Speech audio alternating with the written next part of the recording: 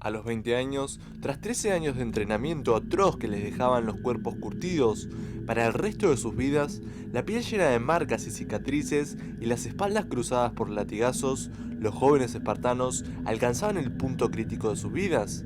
En caso de no haber pasado satisfactoriamente la última fase de instrucción, se les hacía periecos. A los demás les aguardaba una solemne ceremonia en la que diversas comunidades militares, llamadas histias, formaban para reclutar a los miembros de la nueva promoción. Estas tenían de 15 a 20 miembros, las había con más prestigio que otras, e intentaban mantener bien alta su fama reclutando a la élite de la nueva promoción. Para valorar a un candidato se tenían en cuenta su reputación, su dureza, su destreza con las armas, su valor, su audacia, su presencia, su forma física y su inteligencia. A menudo se daba el caso de que los mejores jóvenes, los más prometedores y famosos, eran disputados por varias prestigiosas histias, mientras que los menos notables eran incorporados a las menos exigentes. En todo caso, era rara la vez que a un joven espartano se le denegaba la entrada a cualquier cistia, pero en el improbable caso de ser rechazado por todas, el joven en cuestión se convertía en hipomeion, un inferior, un marginado que debía comer solo, pues ser rechazado hasta por las sitias más mediocres implicaba necesariamente que el candidato era indeseable para todos sus camaradas. Solo le quedaba la opción de limpiar su honor por medio de gestas valerosas o al caer en combate. Entrar en una cistia significaba que el miembro pasaba a ser aceptado por sus iguales como un espartiata con todas las obligaciones, aunque no llegaría a adquirir los plenos derechos ciudadanos hasta los 30 años. Es decir, tras 13 años de instrucción y tras entrar en el ejército, había aún 10 años de prueba que coincidían con la etapa de mayor florecimiento biológico. En cada cistia se requería que el miembro aportara comida, en forma de cebada, vino, queso, harina, higos, membrillos y otras frutas. Si el miembro fallaba reiteradamente en proveer las raciones, era expulsado de la cistia y degradado a perieco o a hipomeion. Era sencillo obtener las raciones, provenían de la parcela de tierra que se asignaba a cada soldado, parcela de tierra que no veía casi nunca, que era trabajada por hilotas y administradas por su esposa. En todo el estado de Esparta había unas 10.000 parcelas, de las cuales alrededor de 6.000 estaban en los territorios conquistados a Mesenia. A los 20 años, por tanto, y tras haber entrado en estas sitias militares, los jóvenes se incorporaban como soldados en la falange espartana. Formarían parte de ella, si sobrevivían, hasta los 60 años, ascendiendo gradualmente la escala de mando por méritos y experiencia. Pasarían la mayor parte de sus vidas entregados al ejército, si bien su época operativa sería de 10 años, entre los 20 y 30, pues a partir de los 30 se les permitía ir a vivir a casa con sus mujeres y comenzaban el desempeño de tareas públicas al hacerse ciudadanos y entrar en la asamblea. Hasta entonces vivían en barracones militares y todas sus comidas las hacían junto a sus compañeros de Cistia. Cuando tenían tiempo libre, observaban cómo iba la instrucción de las nuevas generaciones e intentaban enseñarles cosas útiles, incitarles a las peleas para descubrir las capacidades de cada niño y tal vez incluso aprender algo de ellos de vez en cuando. Otras veces se entregaban a la compañía de sus mayores para aprender de ellos algo útil o para escuchar sus historias y sus reflexiones. Las histias eran instituciones muy importantes en Esparta, pues cuando los hombres no estaban en la guerra, estaban entrenándose para luchar mejor, y cuando no, socializaban con sus camaradas en otros grupos. Solo en cuarto lugar venían las relaciones familiares. Las histias estaban precedidas por una estatua del dios de la risa, introducida por el mismo Licurgo. Allí desarrollaban su humor y sus afiladas y escuetas conversaciones. En ellas se mezclaban hombres de toda edad y condición. Era imposible, pues, la aparición de la brecha generacional, puesto que todas las generaciones compartían sus experiencias e inquietudes. No había distinciones de riqueza, únicamente el valor en sí, junto con la experiencia, era tenido en cuenta a la hora de valorar a un hombre y respetarlo. Les unía el hecho de haber superado la instrucción y de haberse sometido a privaciones similares. Les convertía en hermanos compartir el orgullo de formar la falange junto con hombres que habían demostrado de sobra su dureza, bravura y rectitud. Era de inmensa importancia que cada espartiata contrajera matrimonio y tuviera muchos hijos, y de hecho se imponían multas y castigos por matrimonio tardío. Incluso había un impuesto de soltería. En cuanto al celibato, era un claro crimen en Esparta y ni se concebía. Se dieron ocasiones en las que grupos de muchachas espartanas fanáticas deambulaban dando palizas a varones solteros que tuviesen ya cierta edad. Ser soltero estando en torno a los 25 años era un oprobio comparable a la cobardía en combate, ya que la feminidad espartana era completamente sana, pura y entrenada para constituir compañeras ejemplares y madres orgullosas. Plutarco cuenta una reveladora anécdota al respecto. Un famoso y respetado general espartano, llamado Dercílidas, entró en una reunión y uno de los jóvenes espartiatas se negó a cederle su asiento como correspondía, diciéndole: «Porque tú no dejas un hijo, que me lo ceda a mí». El joven no fue reprendido ni castigado, porque tenía razón. Se favorecía la alta natalidad mediante incentivos y premios a las familias numerosas, además de la liberación de pagas comunales a aquellos que tenían más de 4 hijos sanos. Esto, junto con la práctica obligatoria de contraer matrimonio, tenía como objetivo el favorecer la multiplicación de la estirpe espartana. Asimilemos, en todo caso, que el crecimiento de la población espartana no debía de ser tan elevado como muchos imaginan, porque aunque sí se tenían abundantes hijos, muchos morían en la selección eugenésica y la crianza infantil, y otros durante la instrucción.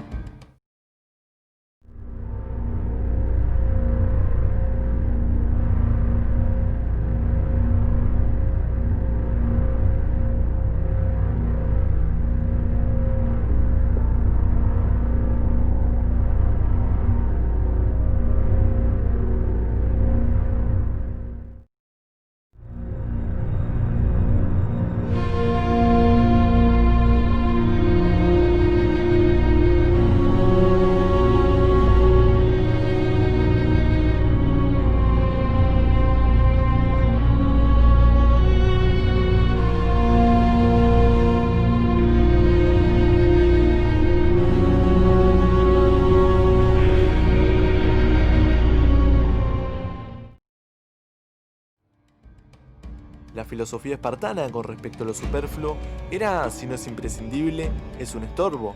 Todo lo que no era necesario para la supervivencia era desterrado con desprecio. Las joyas, los adornos, los colores chillones y demás lastres y distracciones fueron quitados de Esparta. El lujo y la decoración eran inexistentes. A los espartanos les estaba estrictamente prohibido comerciar con oro o plata, y su misma posesión era duramente castigada, así como su utilización en forma de adornos o joyas. El mismo Estado espartano se negó a fabricar monedas de ningún tipo. Como dinero se utilizaban barras de hierro, pues en Laconia tenían importantes minas de hierro. Eran tan grandes, feas y pesadas que a poco les apetecía acapararlas, acumularlas, esconderlas o poseerlas, y además las barras no eran aceptadas fuera de Esparta. Plutarco dice, a propósito de la moneda de Esparta, que ni se podían comprar con ella efectos extranjeros de ningún precio, ni entraba en los puertos de comercio, ni se acercaba a la Laconia sofista un estafador, hombre de mal tráfico con mujeres o artífice de oro y plata. En resumen, no era fácil manipular con este dinero, ni traficar, sobornar, robar o tener trato con extranjeros, ni podían aparecer vicios como el juego o la prostitución. El codicioso era puesto en evidencia, puesto que necesitaba un granero entero para guardar su fortuna, y por si a alguien se le ocurría cortar las barras para manejarlas y esconderlas, los fabricantes de estas, cuando estaban al rojo vivo, las sumergían en vinagre, lo cual hacía que perdieran la ductibilidad y no pudieran ser trabajadas ni moldeadas. Gracias a todas las medidas de sobriedad, tosquedad y austeridad, Esparta se libró de cosmopolitas, falsos adivinos, joyeros, mercaderes, farsantes y traficantes, que se negaban a pasar por un estado donde el dinero no existía prácticamente. El poco que existía era una indeseable carga para su dueño, y sus habitantes eran todos soldados orgullosos e incorruptibles. Plutarco dijo que para los espartanos el dinero carecía por completo de interés y aprecio. Tanto el desprecio de los placeres materiales pasajeros como del dinero en sí nos señala una sociedad antimaterialista. Nietzsche repetía, como otros maestros orientales, quien posee poco no corre el riesgo de que le posean a él. Alabada sea esa pobreza sencilla. A los espartanos se les enseñaba que la misma civilización, con sus lujos, comodidades, riquezas y complacencia, era un factor de disolución, algo certificado innumerables veces por Schopenhauer y también por Nietzsche, que admiraba el mundo ascendente e incontaminado de los bárbaros, de los cuales los espartanos eran la expresión última, más depurada y perfeccionada. Pero Esparta no necesitaba dejarse contaminar por esa peligrosa ola comerciante.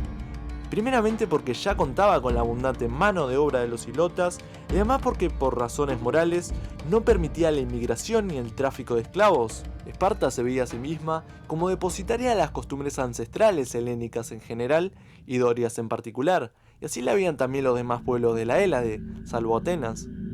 A partir de los 25 años se permitía a los espartiatas que comiesen con sus mujeres ocasionalmente.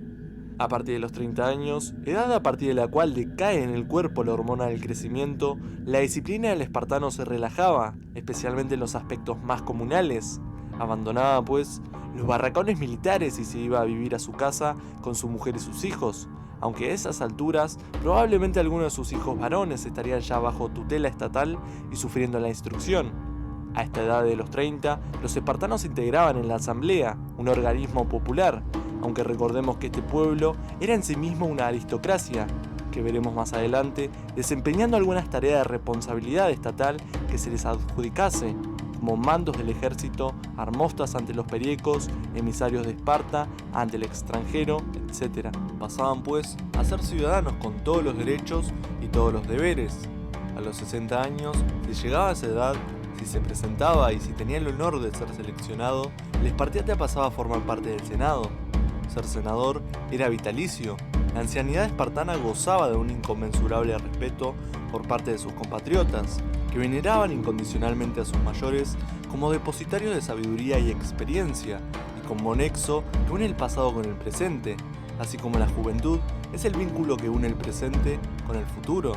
Los espartanos veneraban a los mayores incluso aunque no fuesen espartanos.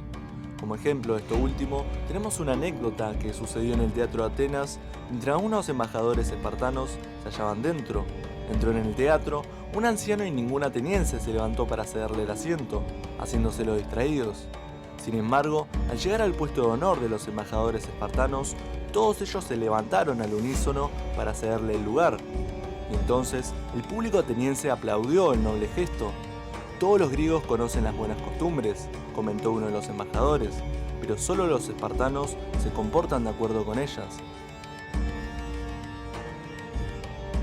Hasta aquí se ha examinado con detalle al hombre espartano, pero ahora es momento de preguntarnos por la mujer espartana y de dirigir hacia ella nuestra atención. Las espartanas fueron quizá la más nítida representación de la mujer de honor en edad de hierro, criadas bajo un sistema perfeccionado que sacaba a relucir sus más nobles virtudes. Pero eso, lamentablemente, será cuento para otra noche. Si te gustó el video, dale me gusta y suscríbete al canal. Y a no olvidar, la paideia es eterna.